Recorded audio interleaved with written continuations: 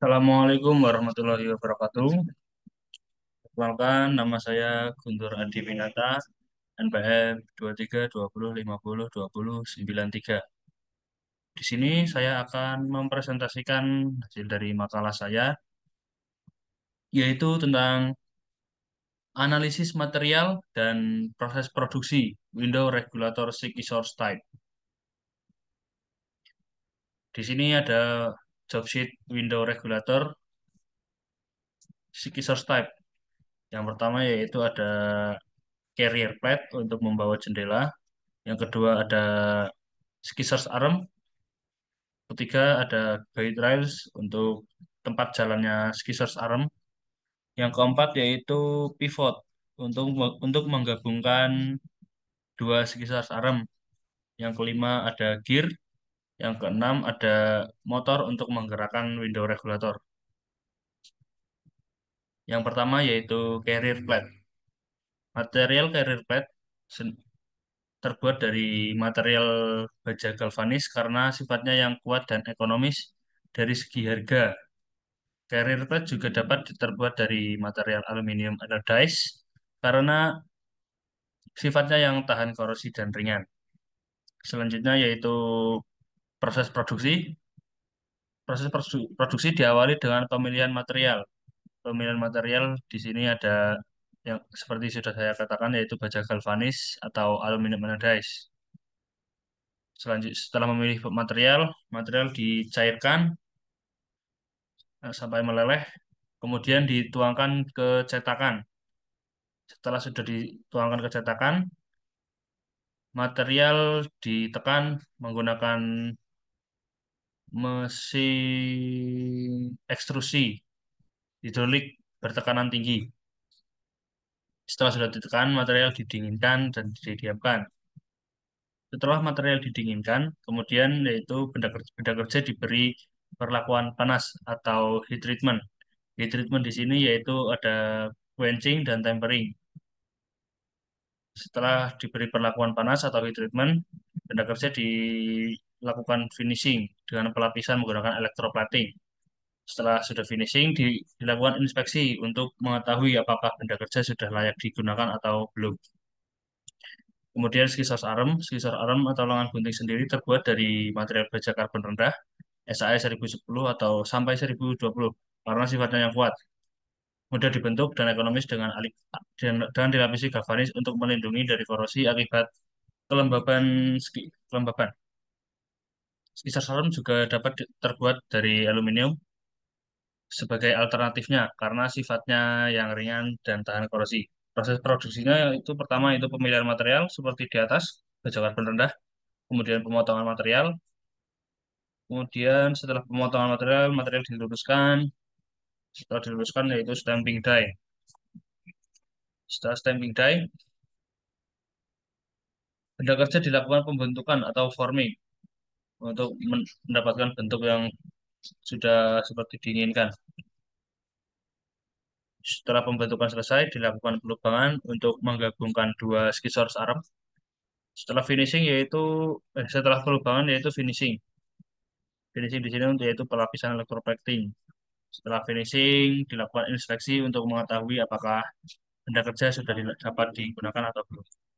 Selanjutnya yaitu guide rails. Guide rails sendiri terbuat dari material baja galvanis karena sifatnya yang kuat dan ekonomis dari segi harga. Guide rails juga dapat terbuat dari material aluminium anodized karena sifatnya yang tahan korosi dan ringan. Untuk proses produksinya yang pertama yaitu pemilihan material menggunakan baja galvanis. Baja galvanis dilakukan dicairkan, kemudian dituangkan ke cetakan.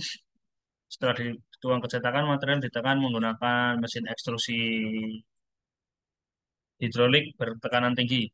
Setelah itu material didinginkan dan didiamkan. Setelah sudah terbentuk, benda kerja diberi perlakuan panas atau hardening. Hardening di sini yaitu quenching dan tempering. Setelah diberi perlakuan panas, dilakukan finishing menggunakan proses electroplating. Setelah finishing, dilakukan inspeksi untuk mengetahui apakah benda kerja sudah dapat digunakan atau belum. Setelah itu yaitu pivot, yang keempat ini ya, pivot. Material yang digunakan dalam pembuatan pivot atau poros sambungan pada mekanisme Power Window Scissor Types ini adalah material baja karbon sedang, sedang SAE 1045 karena kekuatan mekaniknya dan ketahanannya terhadap gesekan yang tinggi karena sering bergesekan. Untuk proses produksinya yaitu pemilihan material menggunakan baja karbon sedang, kemudian pemotongan material panjangnya, kemudian dilakukan proses pembubutan menggunakan mesin ini, pembubutan dilakukan kemudian untuk pembuatan alur menggunakan CNC. Setelah pivot sudah terbentuk, diberi perlakuan panas atau heat treatment. Setelah diberi perlakuan panas, yaitu finishing menggunakan proses electroplating. Setelah selesai finishing, dilakukan inspeksi untuk mengetahui apakah pivot ini sudah dapat digunakan atau belum. Yang kelima yaitu gear. Gear di sini menggunakan material baja karbon sedang SAE 1050 karena material material tersebut memiliki sifat mekanik yang cukup kuat untuk menangani gaya gesekan yang terjadi saat menggerakkan window regulator. Untuk proses produksinya yang pertama yaitu pemilihan material, yaitu menggunakan baja karbon sedang, kemudian pembentukan dasar gear. Setelah bentuk dasar sudah terbentuk, dilakukan pemotongan gear, pemotongan gigi gear. Jumlah giginya berapa dipotong-potong. Kemudian kemudian setelah terbentuk gear sudah benar, giginya juga sudah benar, diberi perlakuan panas atau heat treatment. Setelah heat treatment dilakukan finishing. Setelah finishing selesai, dilakukan inspeksi untuk mengetahui apakah gear ini sudah dapat digunakan atau belum. Kemudian yaitu yang terakhir ini motor. Motor di sini ada berbagai material. Yang pertama yaitu baja silikon. Baja silikon di sini digunakan untuk rotor, tembaga, untuk stator, aluminium untuk housing, kemudian baja karbon sedang untuk grafit, kemudian ada magnet neodymium iron boron NeFeB.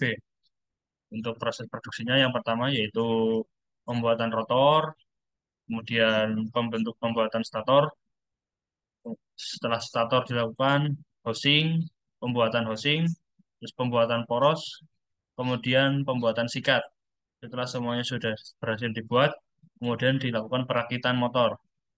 Setelah motor sudah berhasil dirakit, kemudian dilakukan uji kualitas untuk mengetahui apakah motor ini sudah layak digunakan atau belum.